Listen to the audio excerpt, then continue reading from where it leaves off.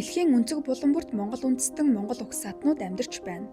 Тэднээс Чингис хаан үндэсний музейг зорин Алтан шүтээнд хүндэтгэл үзүүлэхээр ирсэн бүгд найрамдах Хятад ард улсын Өвөр Монголын өөртөө засах орны хөлөн бүр хушууны угал Батын Адяг үзэгч тантай уулзуулъя.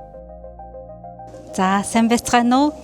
Сайхан хаварж иднэ үү? Монгол зон, Монгол төмөн намайг их зон халтын Батын Адяг гэдэг би Өвөр Монголын хөлөн буур аймгийн шинэ бараг хушууны буур сумны угал байна. Анх 2025 оны 3 сард Эзэн хааны алтан хүшээг шууд нэвтрүүлгээр үзчихсэн. Тэгээд хизээ нэг Монголд очиж Эзэн хааныхаа алтан хүшээнд нь хүндэтгэл үзүүлж мөрөөдөж исэн. Тэгээд ирсэндээ маш их баяртай байна. Сэтгэл маш их огшиж догтлж байна. Эзэн богд Чингис хаан миний хувьд хамгийн хүндэл дүүрэн оройн дээд чимэг.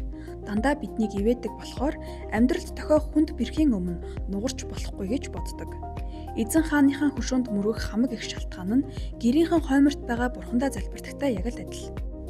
Хүндэтгэл бишрлээ үзүүлчихээр тэр өдөртөө хамаг ажил бүтэж бодол цэгцэрч сэтгэл дулаахан болдгоо.